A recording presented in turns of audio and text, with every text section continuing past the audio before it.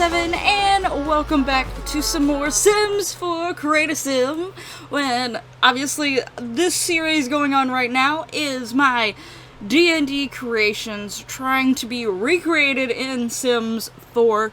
Today we have Minka. The last name I gave her is actually, if I was to ever basically be a DM and she was like one of the NPCs in my world, or, you know, if I played her talking to the DM, this is like the name of the race that I would want her to be, because she's basically homebrewed. I don't think there's any unearthed arcana dealing with these type of creatures, but I know there is enough homebrew versions of what she technically is, which I think the most common term would be slime folk.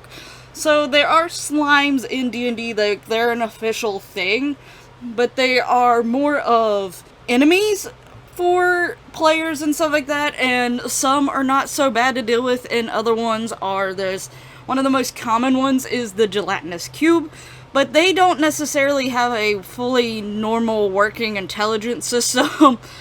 So they function quite differently than like a slime folk of what I'm going for here, but basically they're the smarter cousins of like gelatinous cubes and things like that. But there's a lot of them, like one of them's called like black pudding. I think that's one of the really bad ones to run into, if I remember correctly. There's quite a few different ones. Minka here would be of the smart slime variety for D&D, for my little homebrew person here. And basically, in my interpretation of them, they can take sort of whatever form that they sort of want to. They probably have more of just a typical slime view. Like, I almost want to think they almost just look like little pudgy humanoid creatures. Like, their legs are extremely short and their arms are extremely short, and there's no like fingers or toes or anything like that. And sometimes it's sort of hard to tell if like their head and their neck and their shoulders just go into each other. So like they're a blob, but you could sort of make out a shape when they're like more in their natural form. But they can reconstruct themselves to look slightly different and fit through cracks and things like that. So she would be living in caves and things like that. She wouldn't really be around like most living functional society living creatures, I guess. Well, I can't even say that, because there's a lot of types of races that actually live in like caves and the Underdark and stuff like that. So yeah, anyway, but you know, like the majority of society, I guess, lives mostly out of the caves and above ground. And she wants to explore that part, and she wants to try to fit in. And I decided to be a little funny with her, and that, you know, she tried to figure out what humans look like. She never really had seen them before, because none of them really had come in their cave, and the ones that have tried to come into their cave never made it far enough to where she would be. So she never actually saw a human person. And she came across like a poster, or maybe something that's more set up like a magazine, and was like looking at the females in this poster or magazine, and was like, oh, so this is what humans look like, or this is what the perfection of them looking like. Now, obviously, if you can't tell by her body structure, the type of poster and magazine she probably came across of isn't your typical human body. It's more of a preferred human body for how do I word this in a not necessarily kid-friendly manner, because I don't necessarily say my channel's kid-friendly, but you know, PG-13 manner. You get what I'm trying to say, what type of imagery she probably came across of, but she thought that that was normal. The only problem with those magazines, a lot of the magazines did not show, if you could see, like, in the picture at the very beginning there, a lot of them, they either were wearing shoes or their feet were cut off, so she didn't know that there was, like, feet inside the shoes, so she just walks on these little nub things. But I decided that maybe she was just so used to it, and maybe, like, her original form almost has something similar to that. They're just more longer in this form. So she's deciding to keep with those even after she figures out feet are a thing. But obviously in the sim version of her, she does have feet.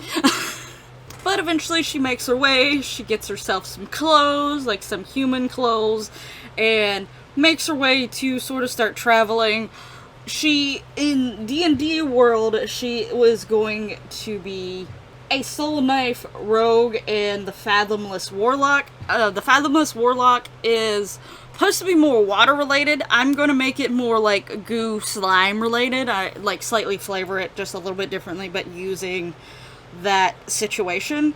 So that is what she is. I would at least have her be like a warlock first for like the first level or two. Obviously, eventually I plan on getting them both to level 10 if I was to play her or use her as an NPC type situation. Eventually, like, if she's at max level, it'd be 10 in each, but I would start off with Warlock and almost start flip-flopping. But I imagine that there was one person that once she got into a town, even though some people are a little creeped out by her, because you could tell she's made of slime, she's like this pink slime sort of deal. I also imagine she's got hints of yellow and purple as her skin, like in her body and stuff like that. She's slightly see-through and all that stuff. Can't do that in Sims. I tried my best to give like some of the different colors, but obviously I can't do see-through at all, but like basically trying to make it seem like she has slightly different colors. Like I'd imagine closer to like her hands and stuff like that, she'd actually have some yellows and darker pinks to purples. Same with like closer towards her feet, so on and so forth. That those colors come out a little bit more, but I went with the main color that I wanted her for, which was pink. I did choose to make her hair yellow to show that, but I'll get to that here in a moment. But so you know, most people would probably be a little ick by her because you could tell like she's made of slime. She's not quite normal. Like they don't see slimes, intelligent slimes, really all that much, and seeing her probably freak some people out, but one person seen potential in her, but not necessarily for a good reason, because they could tell that she was someone who could easily slip through the cracks and like, you know, easily glide through things and maneuver through things, and that's sort of where her rogue element comes in, and she basically is told like, you know, you would be a really good assassin, and she's okay with taking that role, but on one restriction. You have to tell her exactly the reason why you want that person to be taken out, and give her a good reason. If you just say that you don't like the person, then she's not gonna, she won't do it. Or if you say like, you know, they're in your way of getting a whole lot of money, she won't do it. But if you tell her that they went and like attacked an innocent family, yeah, she'll do it. So she's a assassin with a conscience, I guess you could say. But she's actually really sweet and really adorable, and she, even though she's got sort of like, she's going towards this role and path that is sort of dark, she still has some light to her. Like, she isn't completely, like, bad as some people who may be assassins. So, that is, like, her, like, whole thing is like, yeah, I'll do this, and this will get me money, and I get rid of a bad person, but I will not get money for getting rid of a good person. So, that is her whole thing, but she's absolutely sweet and adorable. She can be a little bit gullible at times, because she's not really sure, like, you know, she doesn't know how things function away from her cave, and how, like, life forms can be a little bit mischievous, and like to trick people, and con people, and stuff like that, so she can be gullible at times. But she actually is one of the characters that is part of a group. Now, the order that I made my D&D characters, when I first created her, I didn't actually have her in mind in going in a group. So the next, like, 2 characters that you see after her, because I'm doing them in the order that I created them in my head, except for the minus of, like, 3 characters, which are at the very end.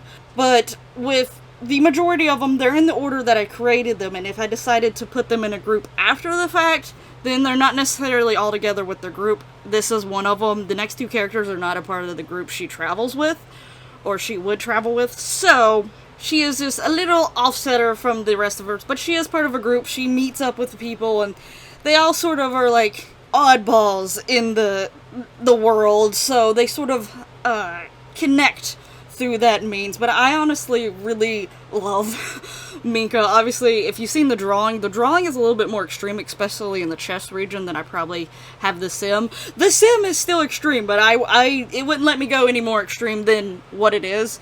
But I really just wanted hers to be ridiculous when I drew her, because obviously that is not how the majority of people looked, but she came across a poster / magazine that probably exaggerated things. Now, obviously, in D&D world, you don't really necessarily have things like Photoshop, but there is magic, and there's always ways to find something to turn magic to the equivalent of stuff that technology can do a lot of the time. So, it may be set in a more olden day type feel and stuff like that, and not have technology in it, but magic is the workaround.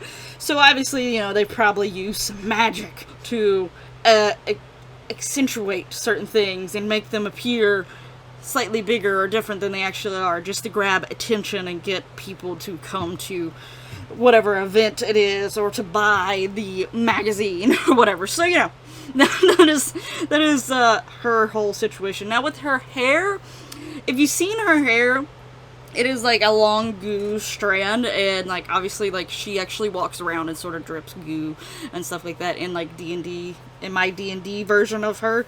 And her hair can sort of stretch and all this stuff. If you've ever played Smite, there is a character called Soul, and she has a skin, I think it's like a candy skin.